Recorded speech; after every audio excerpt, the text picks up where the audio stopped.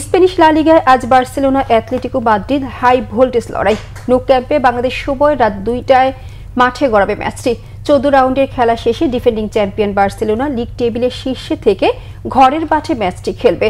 Champions লিগে চেলসির মাঠে 3-0 গোলে বিধ্বস্ত হওয়া বার্সা চলতি লা লিগায় আছে জয় ছন্দে। হ্যান্সি ফ্লিকের দলটি টানা 4 জয়ে 14 ম্যাচে 34 পয়েন্ট নিয়ে শীর্ষস্থান ধরে রেখেছে চির প্রতিদ্বন্দ্বী রিয়াল মাদ্রিদকে 1 পয়েন্ট পেছনে ফেলে। গত শনিবার লিগে সবশেষ ম্যাচেও ঘরের মাঠে 3 গোলের উৎসব করে আলাভেসকে হারায় তারা 3-1 ব্যবধানে। ম্যাচের শুরুতে পিছিয়ে পড়া কাতালান জায়ান্টদের লামিনে ইয়ামাল সমতায় ফেরানোর পর দানি ওলমো জোড়া গোল করেন। নো ক্যাম্পেই আগের ম্যাচে অ্যাথলেটিক বিলবাওয়ের বিপক্ষে ডিফেন্ডিং চ্যাম্পিয়নদের জয় ছিল 4-0-তে।